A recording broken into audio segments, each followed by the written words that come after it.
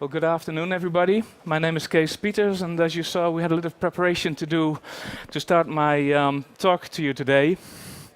My name is, well, as I said, I'm Kees Pieters. I'm from the Rotterdam University of Applied Science, and I would like to talk to you a bit about the program on Aquabots, autonomous plug boats that we started about a year ago on RDM campus.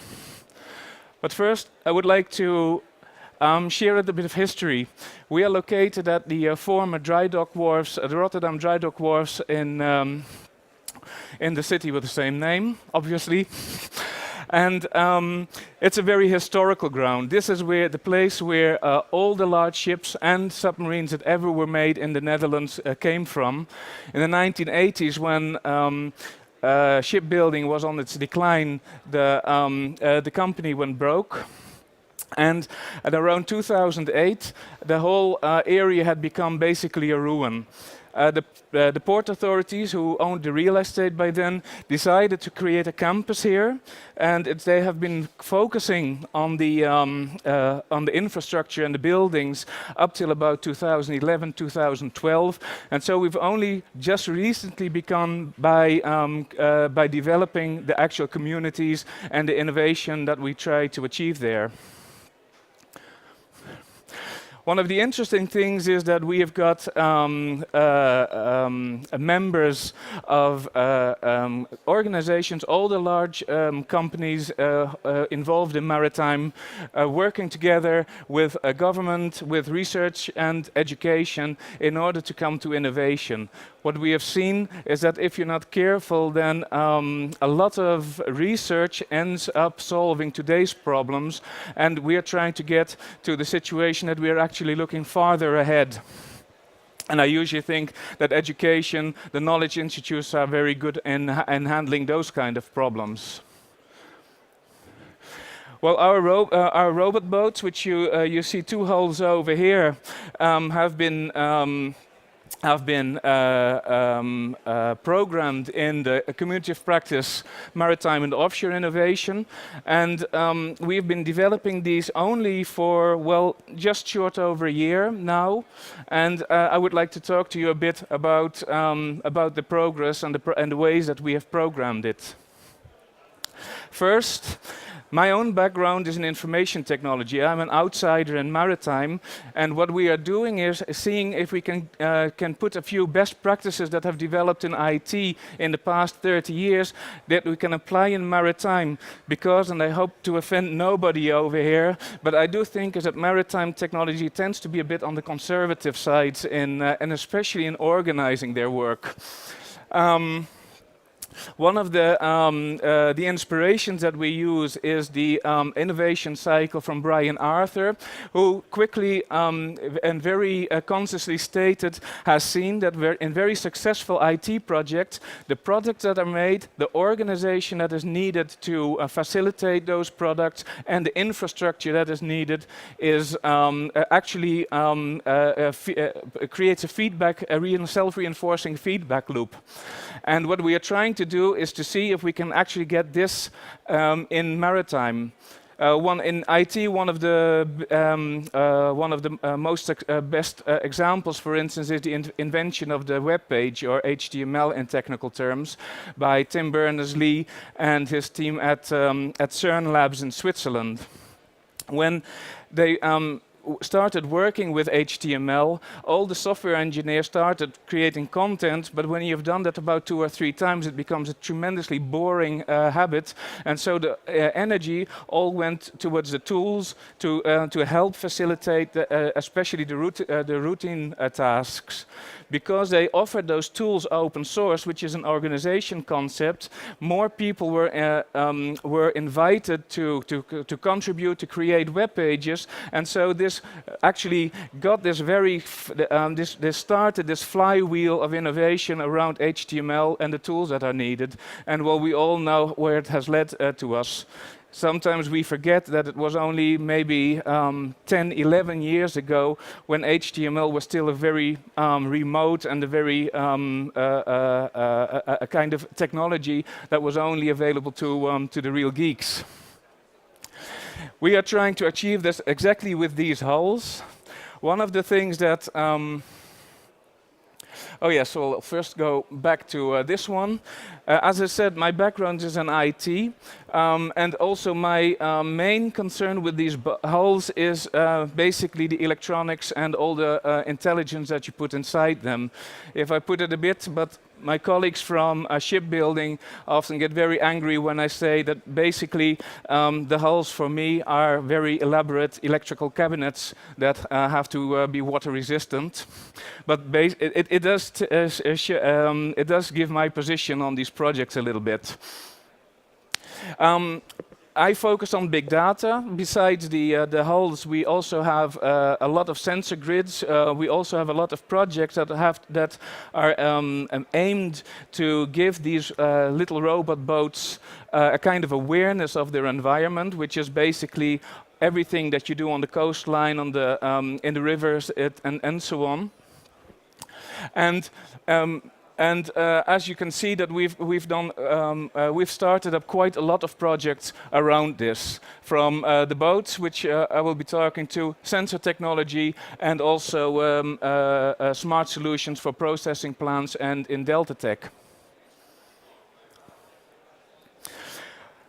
Our project with the Aquabots started by asking ourselves a very simple question, and that was, what is needed to cross the Maas River with a hull of approximately 1.5 meters under normal day-to-day circumstances? And with this simple question, we basically opened up a Pandora's box of lots of technological problems that you run into. For instance, how do you detect other ships that come along?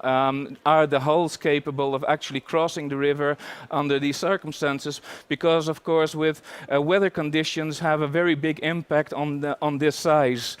For our students, because we concentrate on multidisciplinary projects, this hull size also forces them to understand the position of all the other members in the teams. I mean, if the mechanical students want more power, then the electronical engineers will say you're going to need bigger batteries, and then the shipbuilders become angry because then the performance of the hull become less. And so these are really very good experimenting grounds to train students to become multidisciplinary. Well, when we started out, we thought we were going to concentrate on vessels alone, but by now we have also started with submarines. Over here you see an open ROV. I don't know if many people of you know this, but this is a small submarine that was developed by a former NASA engineer, and it started as a crowdfunding campaign. And it cost only about $1,500. And we are actually using this for water inspections in the greenhouse area of the Westland, and also here in Amsterdam we have done a few water quality measurements in lakes and in canals. One of the interesting things is that when we started out with these projects, and especially when we had the first hull standing, in no time a lot of people started coming to us with questions: can we actually use them for certain tasks? I already told you a little bit about water quality measurements, but for instance, these hulls, that hull over there, the Aftica, has been used for to demonstrate depth water inspections in the IJssel River. And I also think it's very important to have an end-user perspective in these projects, because techies do tend to have this habit of requiring money to do their hobbies without, let's say, having a kind of awareness that there's actually somebody waiting for them. And so we actually try to get this voice into these projects that we are doing. And this is also something that has been developed very strongly in a lot of project management approaches in software engineering. Well, by now we're not only doing the depth inspections, but we're also running projects with K inspections in the harbors of Rotterdam and Amsterdam since about, let's say, 3 or 4 weeks. And I also already mentioned the water quality measurements, which is becoming bigger and bigger. We're really seeing that there's a large demand of these small hulls for these kind of inspections. At RDM Campus, you can see that this is our newest playground. It started. It was completed at the beginning of this year. That we have our own water basin for testing and for testing our boats, which really makes it a lot easier. But I must say, we also have a stretch of about 100 meters by 50 meters in the harbor area where we can do tests, outside tests under still, let's say, controlled circumstances. One of the focus that we are trying to get into to have a focus on the robots and their ecosystem, because I also often see is that when with robotech is that people tend to concentrate on the robot artifacts, the quadcopters, the vehicles or the vessels, and forget the whole environment in which the robots will have to do their work. And actually, I think, for instance, a lot of big data challenges are going to come from this ecosystem that you try to develop around the robots. Our programs are also very much focused on open source and open hardware.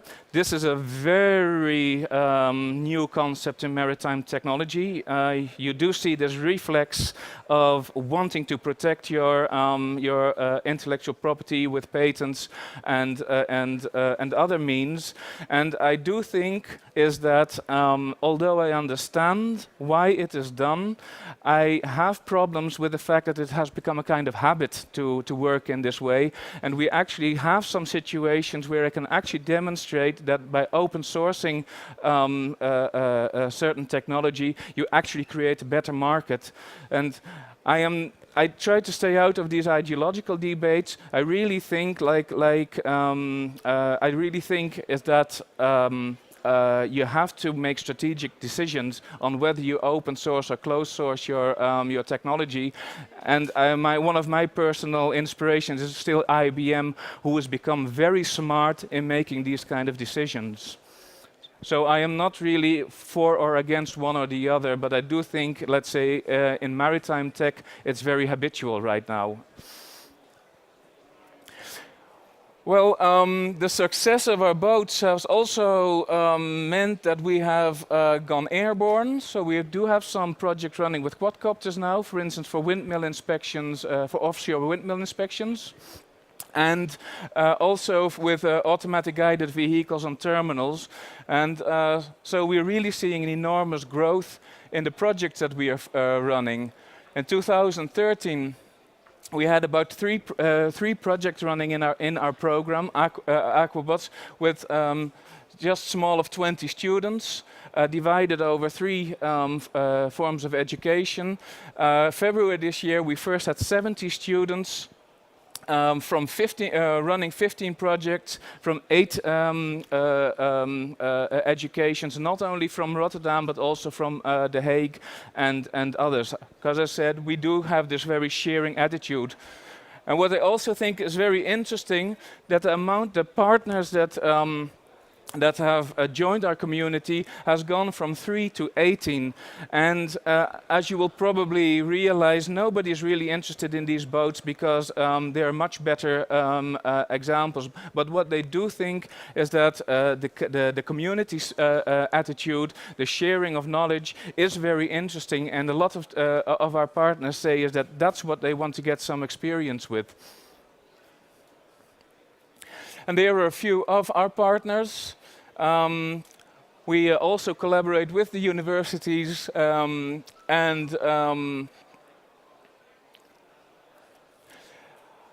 my last position is what we're currently working on, which is still very new. A lot of research that we are currently doing is based on trying to understand how sound can be applied underwater. At this moment, we are mainly concentrating on localization and preferably within a centimeter underwater. And also communication on the water. There's a project running about trying to create soundscape analysis, which I personally think is very interesting because we are combining electronic students, which tend to be very mathematically inclined, with artificial intelligence, which in a lot of areas still tend to be two very distinct areas, and we're trying to get them together because I really think that you can create a lot of interesting products this way. Dynamic positioning, underwater communication, and on the longer term, flexible hulls and swarm robots. And this is, in short, my presentation. Thank you very much.